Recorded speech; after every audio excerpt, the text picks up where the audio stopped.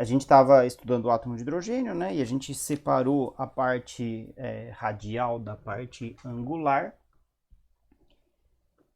E o que a gente tinha chegado era a gente tinha chegado numa expressão que era a parte, uma expressão para a parte angular, que a gente já tinha mencionado que era igual a do oscilador harmônico, né? Então a gente vai ter similaridades nessa expressão, que tinha a seguinte forma, né? Que tinha uma expressão feia por causa que ela vinha da representação do Laplaciano em coordenadas esféricas, então ela vinha dessa expressão aqui.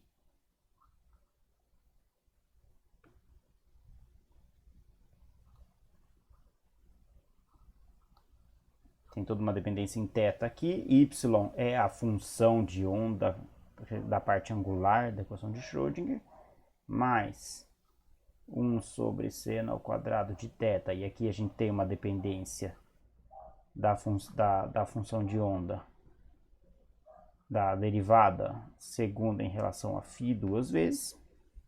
Isso aqui é igual a menos aquela constante beta que a gente definiu. Lembrando que esse y aqui, né, a gente pode escrever até isso antes, né, de onde ele vem, né?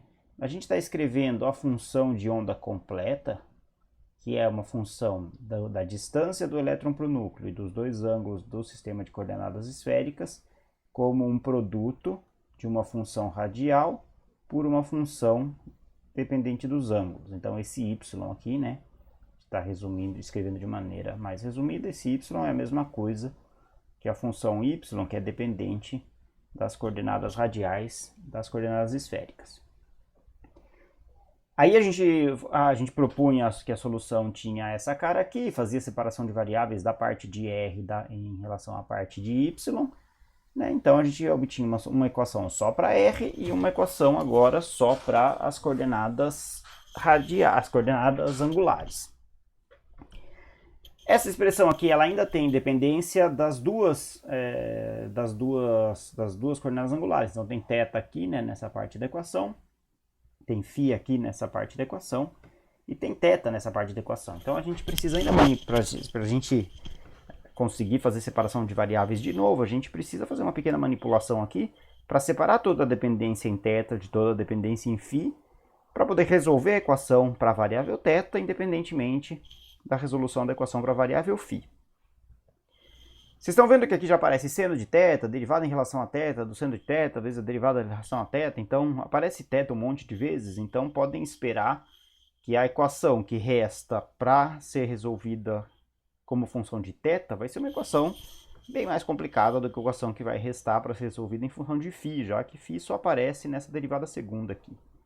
Então o que a gente vai fazer essencialmente é, de novo, fazer a mesma coisa que a gente faz sistematicamente para resolver essas equações, que é propor que a função y agora vai ser o produto de uma função só de θ por uma função só de φ, fazer a separação de variáveis e a gente vai obter uma equação só dependente de φ, só dependente de θ. A parte em φ é muito simples de resolver, e aí por isso que ela é interessante chegar nesse ponto, né? Porque ela vai demonstrar o aparecimento de um dos números quânticos da equação de Schrödinger de maneira muito natural, numa resolução muito simples do ponto de vista matemático. A parte em θ é mais complicada de resolver, envolve conceitos mais complicados de resolução de equações diferenciais, porque a dependência em θ é complicada. Mas enfim, conceitualmente não é outra coisa a não ser encontrar quais são as funções que satisfazem a equação diferencial correspondente para θ, né? Então, conceitualmente o que a gente vai fazer é separar essas variáveis. A parte em φ é muito simples de resolver e a gente vai poder fazer explicitamente tudo. A parte em θ é mais chata de resolver e a gente vai simplesmente colocar para vocês quais são as soluções e mostrar que aspecto que elas têm. A parte em... Então, vamos fazer separação de variáveis. Para fazer separação de variáveis, a gente simplesmente coloca a possibilidade de que a função y seja a função y, que é uma função das duas coordenadas angulares da equação de Schrödinger para o átomo de hidrogênio. Ela vai ser escrita como produto de uma função θ maiúsculo, que é essa letra aqui, que é uma função só da variável θ, por uma função φ maiúsculo, que é só uma função da variável φ. Então a gente vai fazer essa proposição e aí a gente vai dividir, vai aplicar, né, vai substituir y por θ de θ φ de φ aqui. Aí essa derivada e essa derivada, essas duas primeiras derivadas, elas atuam em θ, né? Portanto, a função φ, que depende só de φ, é uma constante para essa dupla derivação, para essas duas derivadas. Então a função φ vai poder sair como uma constante para cá. Nessa expressão aqui, a derivada em relação a φ, portanto, θ de θ vai ser uma constante nessa derivação e vai sair como uma constante para cá. E aí a gente vai obter o que a gente sempre obtém como primeiro passo dessa separação de variáveis, uma função onde a gente vai ter os termos não cruzados aparecendo aí em diferentes pontos da equação. Então, substituindo y por esse produto dessas duas funções, a gente vai ter desse lado de cá θ, φ de φ maiúsculo, tá? Que essa é a letra φ maiúscula, dividido pelo seno de θ, derivada em relação a θ do seno de θ vezes a derivada da função θ maiúsculo, que é a parte da dependência angular que depende só de θ, mais aqui vai ter a derivada em y, e o que vai sair como constante dessa derivação é a função θ, porque a derivada é em φ, então θ dividido pelo seno ao quadrado de θ, derivada segunda em relação a φ, da função φ, né? Da função φ, tudo isso vai ser igual a menos beta vezes a derivada, vezes a função θ, vezes a função φ. Aí a gente sempre acaba fazendo a mesma coisa, né? Aqui o que a gente quer fazer é obter uma expressão que tenha em um dos termos dessa expressão completa só uma dependência em φ e nos outros termos dependência só em θ, né? Então, a complicação que surge aqui é que a gente tem esse seno de θ ao quadrado nesse denominador. Então, o que a gente vai fazer é, primeiro, que isso é sempre feito em separação de variáveis, né? A gente vai dividir toda essa expressão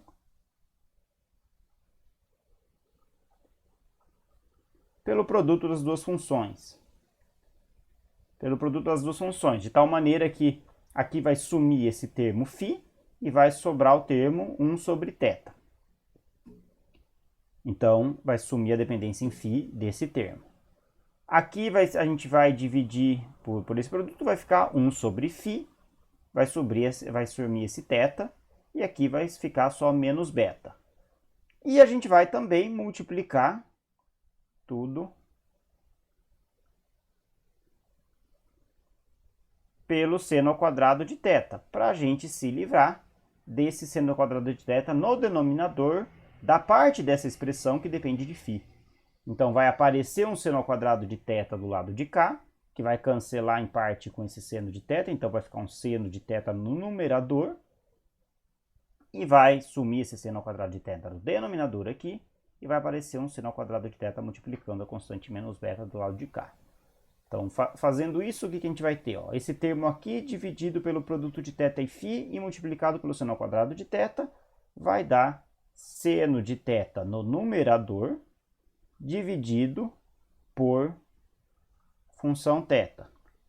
Tá? A função φ sumiu porque a gente dividiu, o seno no denominador sumiu porque a gente multiplicou pelo quadrado, sobrou um seno não quadrado no numerador. Multiplicado por derivada em relação a θ, do seno de θ, derivada da função θ, em relação a θ, mais. Aqui a gente dividiu por θ φ, então vai sobrar 1 sobre φ, multiplicou por seno ao quadrado de θ, então sobe o seno ao quadrado de θ, então vai ficar 1 dividido pela função φ, derivada da função φ em relação a φ duas vezes, é igual a menos beta. A gente dividiu pelo produto das funções, então some o produto das funções e multiplicou pelo seno ao quadrado de θ, então seno ao quadrado de θ. E aqui o que é aqui isso essencialmente resolve o problema que a gente está querendo resolver, porque agora a gente tem esse termo e esse termo aqui, eles são dependentes de θ, né? dependente de θ, e esse aqui também, né? E esse outro termo aqui só depende de φ.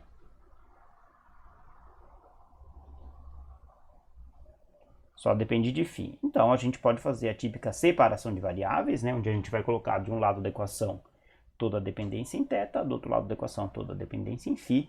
Então, a gente obtém que o seno de θ dividido pela função θ, vezes a derivada em relação a θ do seno de θ, derivada em relação a θ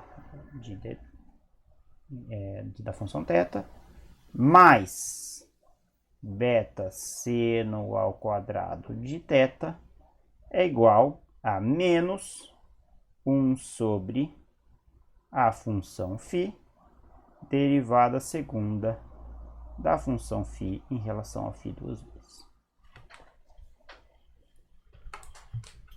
Então, beleza, chegamos na situação de separar variáveis. Aqui a gente tem, de um lado da equação, toda a dependência em θ da equação. Desse lado aqui a gente tem toda a dependência em θ. Desse lado aqui a gente tem toda a dependência em φ. Para essas duas coisas serem iguais para todo o valor de θ, para todo o valor de φ, os dois lados têm que ser constantes.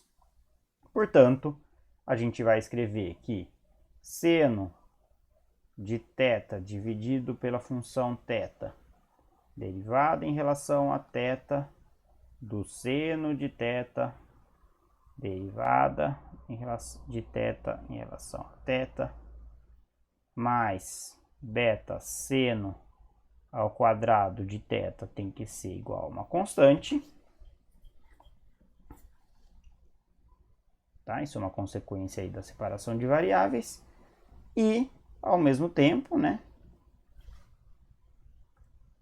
Isso aqui vamos chamar de 1.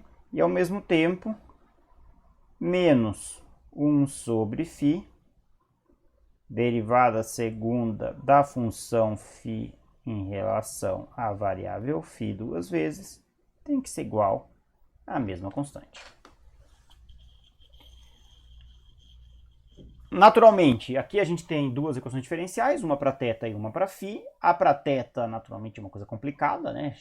Duas derivadas separadas, com senos no meio, com um termo aqui, que é um termo quadrático em relação ao seno de θ. Então, tudo isso aqui é uma equação complicada de ser resolvida para θ. E essa aqui, por outro lado, é uma equação muito simples para ser resolvida para φ. Essa equação aqui para φ simplesmente está dizendo que a derivada, isso aqui é a mesma coisa que dizer que a derivada segunda da função φ em relação a φ duas vezes é igual a menos uma constante vezes a própria função φ. Tá? Então, a gente está procurando uma função φ da variável φ, que, φ maiúsculo, da variável φ minúsculo, para a qual a derivada segunda dessa função seja menos uma constante vezes a própria função. E, na verdade, a gente já viu isso algumas vezes, né? Então, é relativamente fácil descobrir. Então, é uma constante vezes a própria função, mas essa constante é negativa, né? Então, se fosse simplesmente uma constante positiva vezes a própria função, seria uma função exponencial.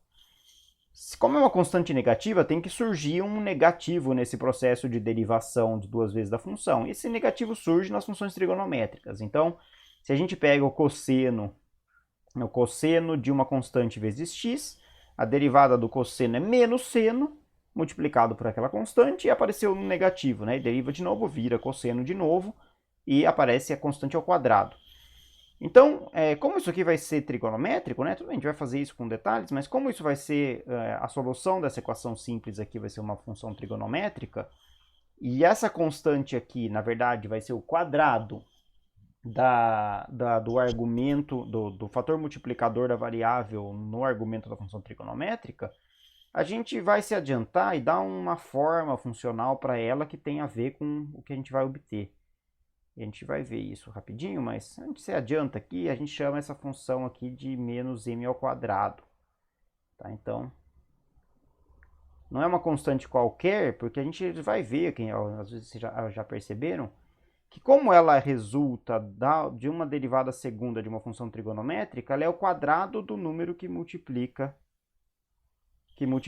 o argumento da função trigonométrica, né? Então, o que eu estou querendo dizer, né? Que as funções cuja derivada segunda é uma constante negativa vezes a própria função, são do tipo cosseno de mφ, por exemplo, né?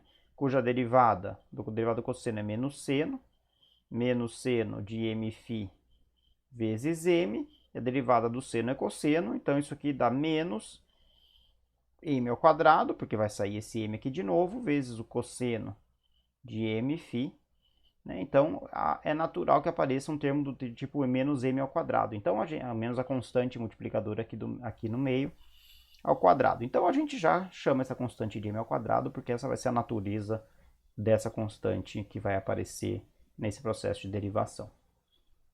Senão, a gente teria que fazer a raiz quadrada dela depois. Então, a gente vai chamar ela de m ao quadrado, então, poderia ser n, poderia ser qualquer outra letra, mas é o quadrado de uma constante. Então já chama ela de m ao quadrado e escreve essas duas expressões já com o termo m ao quadrado escrito dessa forma.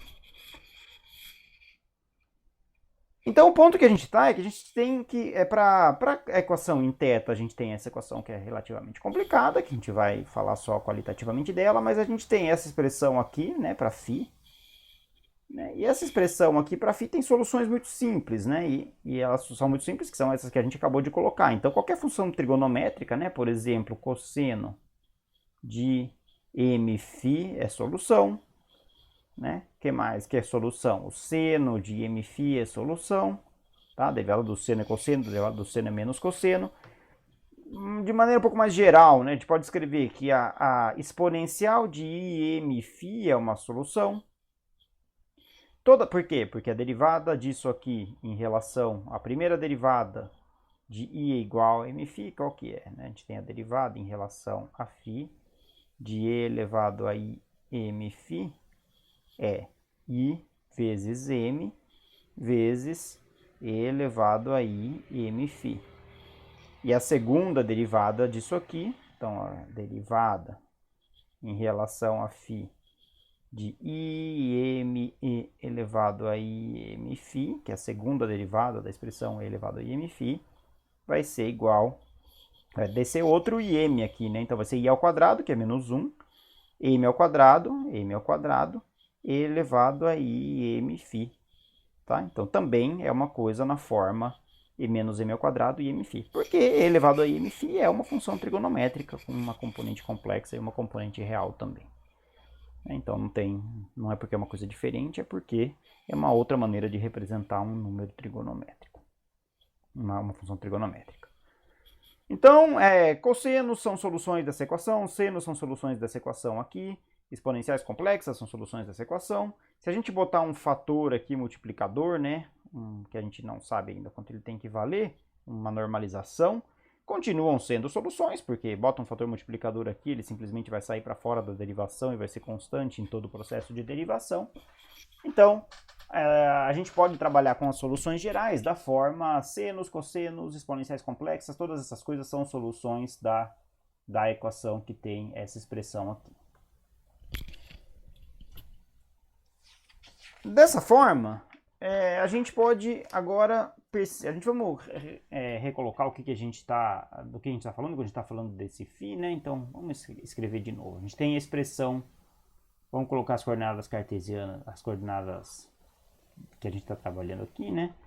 Então, isso aqui é um sistema de coordenadas cartesianas, x, y, z.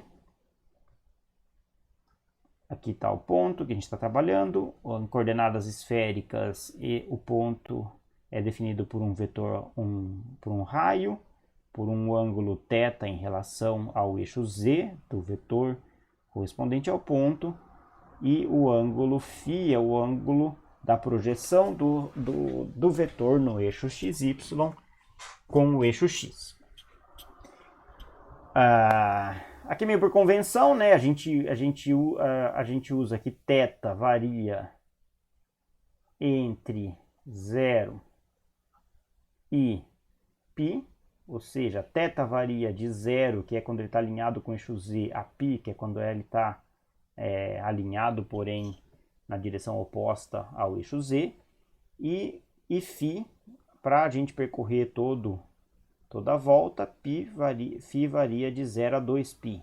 Então, φ pode assumir todos os valores de 0, que é quando ele está alinhado e na mesma direção do eixo x, e aí φ vai aumentando e pode estar toda a volta até valer 2π. Então, é a variação de φ de 0 a 2π fazendo toda essa volta, e a variação de θ de 0 a π, que permite a representação de todas as direções no espaço desse vetor.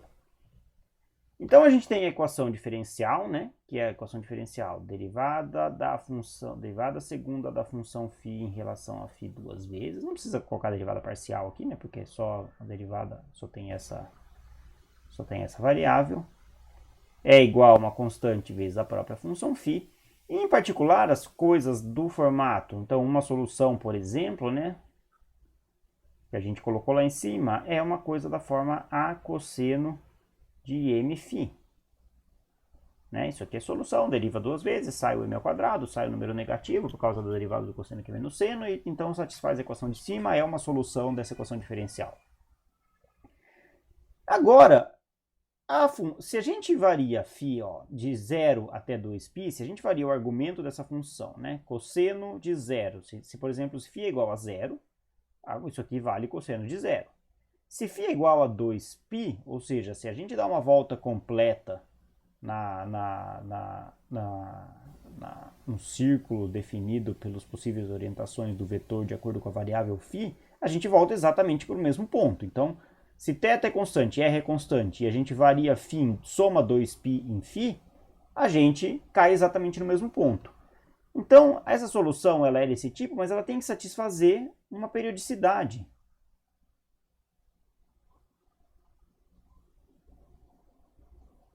Ela tem que satisfazer uma periodicidade, que é que A vezes cosseno de mφ tem que ser igual ao A vezes o cosseno de m de φ mais 2π. Porque significa uma volta completa no nosso sistema de coordenadas. E volta exatamente para o mesmo ponto quando a gente dá uma volta inteira em φ. Então, se A cosseno de mφ tem que ser igual a cosseno de mφ tem que ser igual a cosseno de m de φ mais 2π, então m não pode ser qualquer coisa. Em particular, por exemplo, se m é igual a 0, isso dá certo, porque aí a gente tem cosseno de 0 e cosseno de 0 dos dois lados. Então, a gente tem cosseno de 0 igual a cosseno de 0. E isso aqui está ok. Tá? Então, a condição da periodicidade da função é satisfeita. Se m é igual a 1, olha o que a gente tem. A gente tem que cosseno de φ, para m igual a 1, é igual a cosseno de 1 φ mais 2π. Então, φ mais 2π. Tá certo também, né? Então, a gente deu uma volta completa. Na verdade, se m igual a 2, né, a gente pode continuar isso aqui, né? Se m igual a 2, a gente vai ter cosseno de 2φ é igual a cosseno de 2φ mais 4π. Também é verdade, né? Porque a gente tem cosseno de 2φ é algum ângulo aqui intermediário, e a gente tem esse mesmo ângulo somado com 4π. 4π é duas voltas, a gente voltou exatamente para o mesmo ponto. Então, se satisfez a periodicidade que isso aqui está ok, isso aqui também está ok, isso aqui também está ok. Então, a periodicidade se satisfaz para qualquer um desses números inteiros, e assim sucessivamente.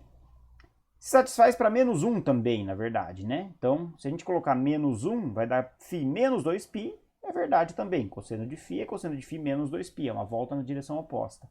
Cosseno de 2π menos 4π, 2φ menos 4π é duas voltas na direção oposta, também satisfaz a periodicidade. Então, o que não satisfaz a periodicidade? Por exemplo, se a gente tiver cosseno de meio φ, para n igual a meio, por exemplo, n igual a meio. Para n igual a meio, se cosseno de mφ, isso aqui não é igual ao cosseno de meio φ, que é o mesmo ângulo, mais, ó, vamos lá, tem que sair igual a φ mais 2π, de meio φ mais π, né? Então, que é fazer essa conta aqui, né? Usando m igual a meio, dá cosseno de meio φ, cosseno de meio φ mais π.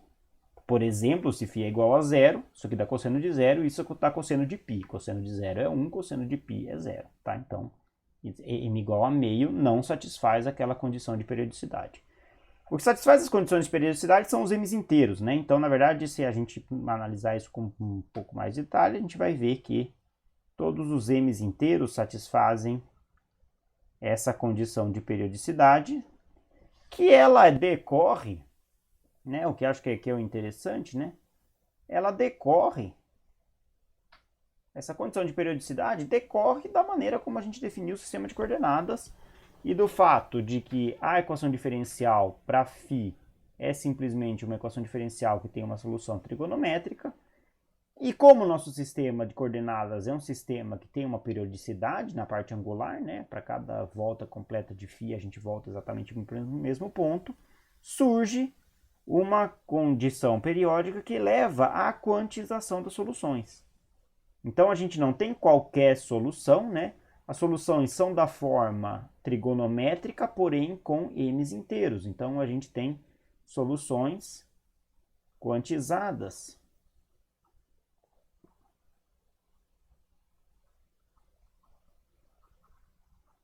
Quantizadas da forma φ de zero, aliás, φ maiúsculo de zero, que é para m igual a zero, né? Se a gente estiver usando essa notação, vai ser, por exemplo, a cosseno de zero vezes φ. Aí φ de 1 para m igual a 1 vai ser a cosseno de φ. Para φ igual, para m igual a menos 1, a função vale a cosseno de menos φ. Tá? Então, são três soluções diferentes, as três que satisfazem as condições de periodicidade, né? Φ igual a 2, a gente tem a cosseno de 2φ, sei lá, φ igual a menos 2. Todas essas são soluções. A φ dá de menos 2, a φ maiúscula de menos 2 é a cosseno de menos 2φ, todas as expressões que vão satisfazer essa periodicidade necessária por causa do sistema de coordenadas que a gente está usando. Tudo isso aqui é exatamente a mesma coisa, se a gente tenha feito essa expressão na forma do cosseno, ou na forma do seno, ou na forma dessa exponencial complexa. A exponencial complexa ela é conveniente para a gente encontrar uma expressão para essa normalização, se a gente usar a forma complexa dessas soluções. Então, se a gente vai normalizar usando a expressão complexa, vocês vão ver que é muito fácil, né? O que é a normalização? A gente tem o seguinte, né? A gente tem um sistema de coordenadas, não vamos esquecer do que a gente está falando, né? E a gente está até tentando representar a posição do elétron no espaço, usando coordenadas esféricas. Então, a gente está dizendo, olha, o elétron está nessa posição aqui. E essa posição ela vai ser descrita por três coordenadas esféricas, uma delas sendo essa coordenada φ, que é o ângulo da projeção do vetor no plano xy, é o ângulo dessa projeção em relação ao eixo x. Ou seja, se eu tenho todos os possíveis ângulos φ, e o φ pode variar de 0 até 2π, se eu tenho todos os possíveis ângulos φ, eu tenho certeza que o elétron tem que estar em algum lugar correspondente a algum desses ângulos. Então, se o elétron é encontrado aqui, isso corresponde a uma variável φ. Se o elétron foi encontrado aqui do outro lado, corresponde a um valor da variável φ. Então, se eu integro todas as possíveis os valores de φ, eu tenho que ter certeza que o elétron vai ser encontrado em algum lugar. E aí isso é feito fazendo a integral de 0 até 2π da função de onda, do quadrado do módulo da função de onda, e a gente vai usar a representação complexa dessa função. Então, o quadrado do módulo da função de onda, que é isso aqui, né, que a gente vai representar. Quadrado do módulo da função de onda integrado para todos os possíveis valores de φ, que são todos os valores de φ variando de 0 a 2π. Isso aqui tem que dar 1, porque o elétron tem que estar em algum lugar. E esse quadrado do módulo da função de onda é a densidade de probabilidade de encontrar o elétron em cada posição, em cada ângulo φ. Então a gente não está falando de uma coisa mais abstrata do que antes, né? A gente está falando de encontrar o elétron em algum lugar do espaço. Só que essa posição está sendo definida por um sistema de coordenadas esféricos e a gente está agora dizendo, olha, se a gente procurar em qualquer ângulo φ, o elétron tem que ser encontrado. Então o quadrado é integral para qualquer ângulo φ do quadrado da função de onda. O quadrado do módulo da função de onda tem que ser 1. Esse quadrado do módulo da função de onda, se a gente está trabalhando com números complexos, ele é o complexo conjugado da função vezes a própria função. Tá? Então, o que é isso no caso complexo? Se a nossa função for... Se a função for a, uma constante, vezes e elevado a imφ, o complexo conjugado é a elevado a menos imφ, né? A parte aqui do ladinho rapidinho, né? A elevado, vou tirar esse A para não atrapalhar, esse E elevado a imφ é igual a cosseno de mφ menos I seno, mais I seno de mφ. Isso é a mesma coisa, né? O complexo conjugado disso aqui é o cosseno de mφ menos I vezes o seno de mφ, tá? E isso aqui é a exponencial com o negativo aqui em cima. Tá? Então, o complexo, isso aqui é o número imaginário, eu troco o sinal, é o complexo conjugado do número imaginário, o módulo da função de um módulo de um número imaginário, nesse caso desse número imaginário e elevado a imφ, ele é calculado, o módulo ao quadrado disso é o produto da parte do número vezes o complexo conjugado dele mesmo. Isso aqui dá o módulo ao quadrado do número conjugado. Por quê? Porque vai dar a soma desses dois termos ao quadrado. Tá? Então, se a gente fizer esse número vezes isso, vai dar cosseno ao quadrado, mais seno ao quadrado, que é o quadrado do módulo do número complexo. Tá? Isso foi uma breve revisão aqui de números complexos. Mas por que isso é útil? Isso é útil porque se a gente escreve a função na forma complexa, aí o módulo ao quadrado é essa expressão aqui, e aí ela acaba ficando muito simples, porque por isso que essas exponenciais complexas são úteis, né? Porque aí o módulo ao quadrado, vamos agora escrever direitinho que eu escrevi lá do lado, o módulo ao quadrado disso aqui é o complexo conjugado dessa função, que é a elevado a menos imφ, vezes a própria função, e elevado a imφ. Então, aqui tem um produto de o a de novo aqui, né? Vezes a elevado a imφ. Então, isso aqui vai ser a ao quadrado multiplicado, e aqui tem uma produto de duas exponenciais, na qual a gente soma os expoentes, então vai ser e elevado a imφ vezes e elevado a imφ, aqui com menos, aqui com mais, você soma os expoentes, a soma dos expoentes dá zero, porque é menos isso mais isso, e elevado a zero é 1. Então, o módulo ao quadrado da função exponencial trigonométrica é simplesmente a constante multiplicativa ao quadrado. Tá? Esse produto aqui é igual a 1, porque cada um dos dois termos, a soma dos dois termos das exponenciais vai dar zero, então elevado a zero é 1. Então, aquela condição de normalização, ela é muito, muito simples.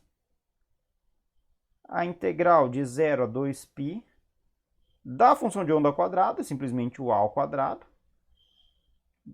Dφ tem que ser igual a 1.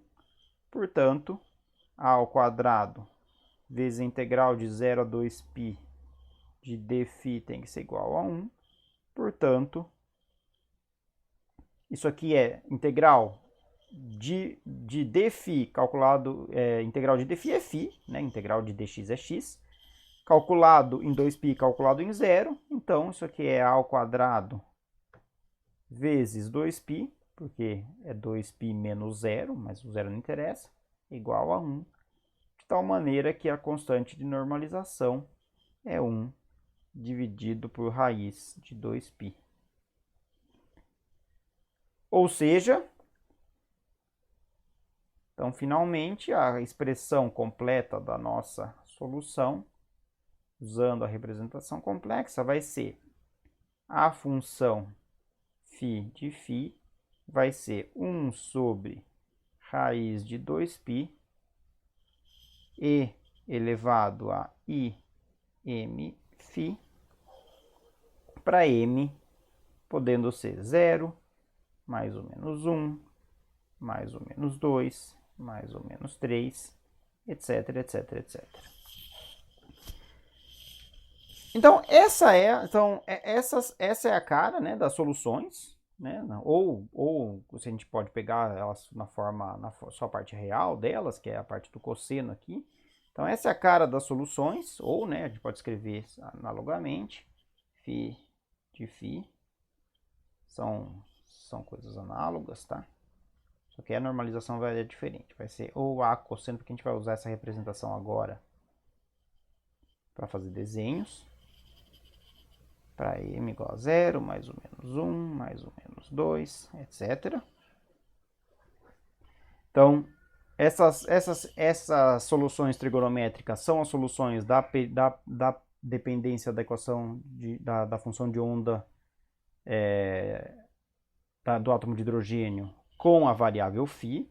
Lembrando que a gente não pode esquecer que o que a gente está falando é que a gente está representando a função de onda como sendo um produto de três funções de onda, três funções, uma dependente só de R, uma dependente só de θ e uma dependente só de φ, e o que a gente tem agora é uma forma funcional precisa para a dependência de φ.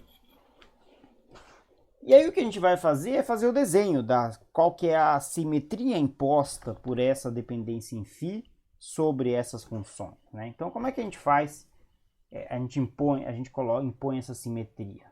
Ó, vamos pegar essa função aqui, a cosseno de mφ, né? Então,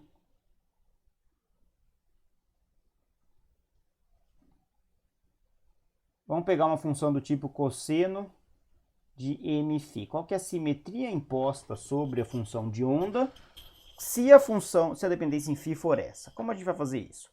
Lembrando que o φ é o ângulo da projeção do vetor sobre o plano xy. Então, é esse ângulo aqui. Tá? Então, aqui é x, y, z. Φ é o ângulo dessa projeção aqui sobre o eixo xy. Então, o que interessa para a gente é como varia a função cosseno de mφ à medida que eu vario φ. E φ varia no plano xy. Então, a gente vai desenhar primeiro o plano XY aqui em destaque, né? Então, colocar ele, o eixo Z estaria agora perpendicular ao desenho. Então, a gente vai colocar o plano XY. E o ângulo aqui que estiver sendo formado com o eixo X é o ângulo φ que a gente está trabalhando. E agora a gente vai fazer a seguinte representação. A gente vai desenhar. A gente fez uma coisa similar já, né? Com o rotor rígido, um vetor que faça ângulo φ com o eixo x e tenha módulo, o comprimento, igual ao módulo desse vetor aí, da amplitude que a função vai assumir. Então, por exemplo, se o vetor está exatamente alinhado com o eixo x, o cosseno, eu tenho um ângulo que é o ângulo 0, o cosseno de 0 é 1. Então, vamos fazer isso vamos supor que m igual a 1, m igual a 0, para começar, o caso mais simples de todos. Para m igual a 0, o vetor o vetor vai apontar em diferentes direções φ, e vai ter sempre módulo cosseno de 0 vezes φ, que é cosseno de 0 é 1. Então, não importa a direção do vetor, se ele estiver orientado nessa direção aqui, o módulo vai ser proporcional a cosseno de 0, que é 1. Se ele estiver perpendicular a x, vai ser cosseno de 0 do mesmo jeito, que é 1. Se ele estiver apontando para trás, vai ser cosseno de 0, que é 1. Se ele estiver apontando para baixo, é cosseno de 0, que é 1 também. Então, se eu desenho um vetor, em cada um pontinho, né? Em cada ponto desse plano, que faz um ângulo φ com o eixo x e que tenha módulo cosseno de mφ para m igual a 0, é um vetor que tem sempre módulo 1. Então, isso aqui corresponde a um desenho que é um círculo. Um círculo. Tem muita graça. Mas e para m igual a 2? Para m igual a 1, perdão. Para m igual a 1. Para m igual a 1, o que vai acontecer? Aqui está o eixo x, aqui está o eixo y. Então, vamos desenhar um vetor que está orientado ao longo do eixo x, ou seja, φ igual a 0, ou seja, se é um vetor orientado ao longo do eixo x, φ é igual a 0, e, portanto, cosseno de mφ vai ser 1. Então, ele também está aqui no mesmo lugar. Só que se o vetor tivesse perpendicular ao eixo x, agora, φ seria, o φ é π sobre 2. E m é igual a 1, então é o cosseno de π sobre 2. Então, se o vetor está apontando na direção do eixo y, cosseno de π sobre 2 é 0. Então, aqui eu desenharia um vetor de módulo 0. No vetor apontando na direção oposta ao eixo x, eu tenho φ igual a π, então eu tenho cosseno de menos π. Aliás, eu tenho cosseno de π. E cosseno de π é menos 1. Módulo cosseno de π é menos 1. Então, eu vou desenhar o vetor, ele vai ter módulo 1 e apontar na direção menos φ. E em 3π sobre 2, vai ter o cosseno de 3π sobre 2, que é 0, vai valer 0 também. Se a gente vier para uma diagonal, por exemplo, aqui, né? Vamos ver nas diagonais. Agora, vamos ver nas diagonais para tentar dar mais pontos para o nosso desenho. Se a gente vier nas diagonais, aqui o ângulo é π sobre 4. 45 graus, aí o cosseno de π sobre 4 é meio. Então, se eu for desenhar o vetor que faz o ângulo de π sobre 4 com o eixo x e tem um módulo cosseno de π sobre 4, eu tenho que desenhar um vetor de comprimento meio, que seria mais ou menos por aqui. Em π mais π sobre 4, que é 3π sobre 4, vai ser meio também. Aqui é π sobre 2 mais π sobre 4, né? π sobre 2 mais π sobre 4 é 3π sobre 4. Tá certo? Aqui é meio. Aqui vai ser π mais π sobre 4, que é 5π sobre 4. 5π sobre 4, tá certo? Então, aqui é meio também. E aqui vai valer meio também. Então, os pontos têm que valer 1 aqui nas extremidades, alinhados com o eixo x, valer 0 alinhados no eixo y e vão diminuindo à medida que vai diminuindo o cosseno, à medida que o ângulo φ aumenta. Então, eu vou ter que desenhar um desenho que saia de 1, passe naquele meio e vá diminuindo à medida que φ aumenta. Mesma coisa aqui, aí ele começa a aumentar de novo, passa no meio e vale 1 aqui. Aí ele vai diminuindo de novo, passa no meio e vai aqui, aí ele vai aumentando de novo, passa no meio e vai diminuindo aqui. Então, esse é o desenho que corresponde à simetria da função cosseno de mφ, ou seja, a simetria da dependência em φ, da função de onda correspondente a m igual a 1. E o interessante, né, é que a função de onda total, notem, ela está multiplicada por essa função. Né? Então, a função de onda total da equação de Schrödinger do átomo de hidrogênio, que é a que a gente está destrinchando aqui, ela é o produto dessas três funções. Portanto, se ela está multiplicada por essa terceira função, significa que quando essa função aqui vale 0, a função completa vale 0 também. Então, esse formato aqui, ele é delimitador do formato da função completa, mesmo sem conhecer os outros dois resultados. Então, a gente pode ter que em alguma outra parte da função, uma das outras funções, r ou θ, seja 0, E aí, portanto, cancele uma dessas regiões de amplitude grande dessa função aqui. Mas, com certeza, se essa função vale zero, as outras tudo vai valer zero junto. Então, a função de onda completa ela vai estar delimitada, no máximo, pelo formato da função em φ que a gente está desenhando aqui. E é interessante também aí desenhar para m igual a 2, né? Vamos desenhar para m igual a 2, para vocês verem o que dá isso aqui, né? Se a gente desenhar essa figura para m igual a 2, a função vai ser uma coisa da forma cosseno de 2φ, né? Vai ter esse aspecto, vai ter o aspecto da função cosseno de 2φ. E aqui a gente tem o eixo x, aqui a gente tem o eixo y. E aí, bom, para φ igual a 0, isso aqui vale 0, 2φ vale 0, então vale 1. Para φ igual a π, para φ igual a π, que é meia volta, vai valer 1 também, né? Não, na verdade, perdão, não é para φ igual a π. Para φ igual a π, a gente vai ter, perdão, para φ igual a π sobre 2, que é esse ângulo φ aqui alinhado com o eixo y, a gente tem cosseno, mas eu vou escrever. Se φ é igual a π sobre 2 é alinhado com o eixo y na vertical. A gente tem cosseno de π, e cosseno de π é menos 1, cujo módulo é 1. Então, agora, alinhado com o eixo y, eu também tenho um vetor de comprimento 1.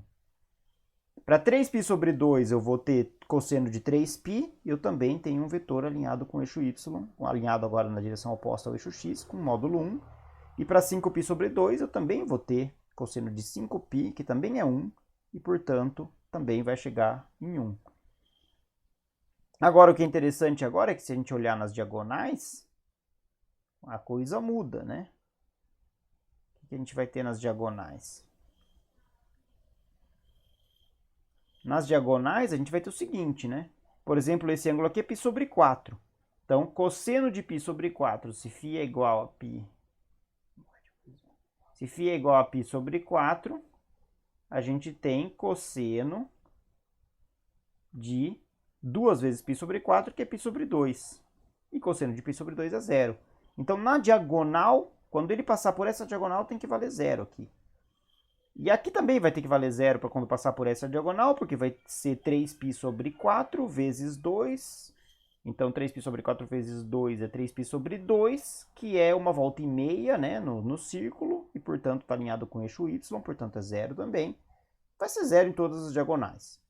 Então, agora a gente vai ter que desenhar essa mesma figura aqui, passando por 1 aqui, diminuindo, indo para 0, até chegar a 0 quando o ângulo chegar ao ângulo correspondente à diagonal, depois vai aumentando de novo, chega a 1 aqui, depois diminui, e assim sucessivamente, e o formato vai ser esse aqui. Né?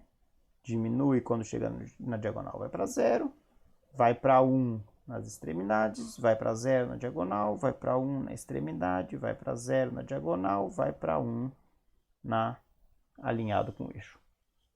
Tá? Então, vocês começam a ver que é evidente, né, que isso aqui é uma espécie de simetria que dá origem, na dependência em φ, a orbitais, os orbitais do tipo S precisam ter essa simetria em φ, orbitais do tipo P vão ter essa simetria em φ, orbitais do tipo D vão ter essa simetria em φ, e se a gente for para m igual a 3, a gente vai ter muito mais voltinhas aqui que vão dar origem àqueles orbitais complicados, que são os orbitais do tipo F. Né? Então, essa é a dependência em φ. Tá? A gente, e lembra, ela multiplica toda a função de onda, isso reforçando esse fato aqui, né? Ela multiplica toda a função de onda, portanto, o resultado completo da função de onda final vai ser dependente desse formato da função de onda em φ. Tá? Então vamos só dar uma revisadinha no que foi a aula, né? Porque para a gente entender conceitualmente aqui o que a gente fez, que foi o seguinte, né? A gente tinha lá a equação de Schrödinger, que a gente já separou variáveis, então a gente já separou variáveis colocando R em uma equação separada da equação das variáveis angulares, nesse ponto. E a gente faz separação de variáveis de novo, propondo que a solução angular é um produto da parte em θ e um produto da parte em φ. Isso leva a uma separação relativamente fácil das variáveis θ e φ, que consiste em multiplicar tudo por seno ao quadrado de θ e dividir pela função. Isso leva às equações cujas soluções vão dar as componentes da função de onda associadas à variável θ, que é o ângulo do vetor da posição do elétron em relação ao eixo z, e em relação à variável φ, que é o ângulo no plano xy da posição do elétron, do vetor que corresponde à posição do elétron. Essa função em φ, essa equação diferencial em φ é muito simples, porque ela simplesmente diz que a derivada segunda da função tem que ser menos uma constante vezes a própria função, e as soluções dessas coisas são funções trigonométricas. Então a gente pode propor soluções trigonométricas de diferentes formatos, cosseno, seno, funções trigonométricas complexas, se a gente aceitar que a função tenha uma componente complexa também. Todas essas coisas vão dar densidades eletrônicas, isso a gente vai um pouco ver depois mais para frente, mas a gente vai ter densidades eletrônicas equivalentes para muitas dessas soluções, são a mesma coisa do ponto de vista da interpretação. Então, por exemplo, né, se a gente pega, nesse exemplo aqui, a solução φ igual a elevado a imφ para m igual a 1, é a mesma coisa que a solução menos imφ para m igual a menos 1. Então, muitas dessas soluções que a gente escreveu, ou como cosseno, ou como seno, com m positivo, ou com m negativo, muitas delas são repetidas, né? São exatamente a mesma função, só que com uma representação diferente, só muda como a gente está representando. Então, não é que tem várias soluções diferentes, né? A gente pode representar elas de maneiras diferentes, mas às vezes são exatamente a mesma função, só muda se a gente colocou a generalização do formato dela no M ou se a gente escreveu explicitamente aqui, tá? Caso tenha ficado dúvida para alguém. Mas, finalmente, a gente consegue propor que essas soluções trigonométricas, que têm um formato relativamente simples, elas são fáceis de normalizar também, em particular no formato exponencial, porque a integral fica uma integral linear, uma integral sem argumento nenhum. A gente consegue, portanto, escrever a expressão completa da solução, que é essa aqui, para os diferentes valores de m. E se a gente agora representa, né, a parte real dessas soluções, ou a representação de cosseno dessas soluções, a gente vê que elas delimitam o formato da função de onda nos formatos que a gente conhece para os orbitais atômicos já. Aí o que a gente vai ver mais para frente é que a parte em θ, apesar da solução de resolver a equação em θ é muito mais complicada, porque a solução é muito mais complicada, mas algumas soluções têm um aspecto simples também, e que vão também gerar funções com esse tipo de simetria, que vão dar o formato final que a gente conhece para os orbitais. E depois ver como é a dependência radial dependência radial, ou seja, a dependência da densidade eletrônica como função da distância para o núcleo, porque a gente está vendo como é que é a dependência da densidade eletrônica em função da orientação do elétron em torno do núcleo por enquanto. Então, por hoje é isso aí. Acho que não vale a pena continuar na próxima parte, porque como é um pouquinho umas contas demais e alguns conceitos novos, é mais fácil a gente ir devagarzinho, sem se precipitar, para ir assimilando uma ideia de cada vez.